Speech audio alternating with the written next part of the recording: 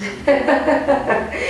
East African Social Television. There's an interesting story that I just bumped into and I thought we would share it with you. I know we usually do stories about your celebrities, but yes, it does not hurt to also know other funny things that are going on in your country. Now, there's a hawker in Kenya who ordered for a meal at Java House and failed to pay. You know what? This guy ended up even in court and in jail and things like that. Keep it the East African Social Television. Let me be right back with that very funny but trendy story.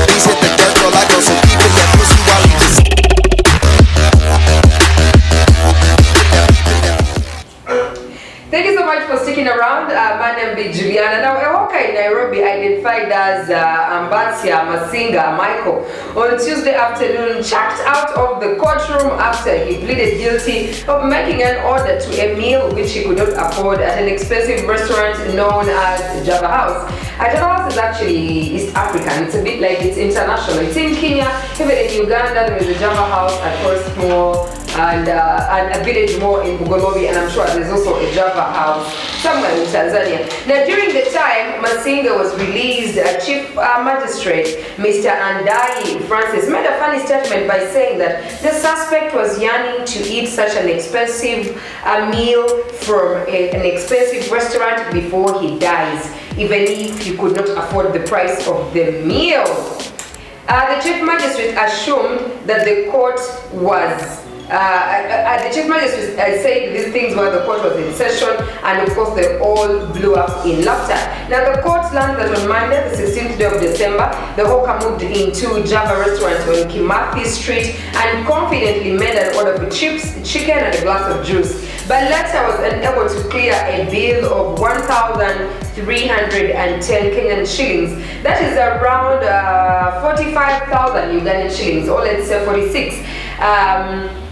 45,850, moving it to 46. Now, during his appearance in court on Tuesday, Masinga pleaded guilty by ordering for a meal worth the above stipulated amount, which he ate but failed to pay. The accused, who regretted his actions and apologized to court, was finally set free, but was warned against repeating the same crime. We all have things that we want to kick off our bucket list. I know people have written stuff off their bucket list, so I am assuming that on his bucket list, he just wanted to have some meal at Java House, and then he was like, on this beautiful day, even if I've sold, I've made sales, or I've not made sales, I'll just go into this restaurant and sit down and order for this meal. And thank God, thank the heavens for some restaurants who never ask for cash.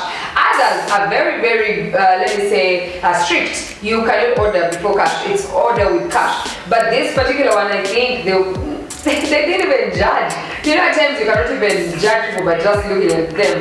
So they served him, and at the end of it all, he could not. We thank the judge, though, who let him go, and of course later on paid for whatever he had eaten at Java House. Such people are rare to find.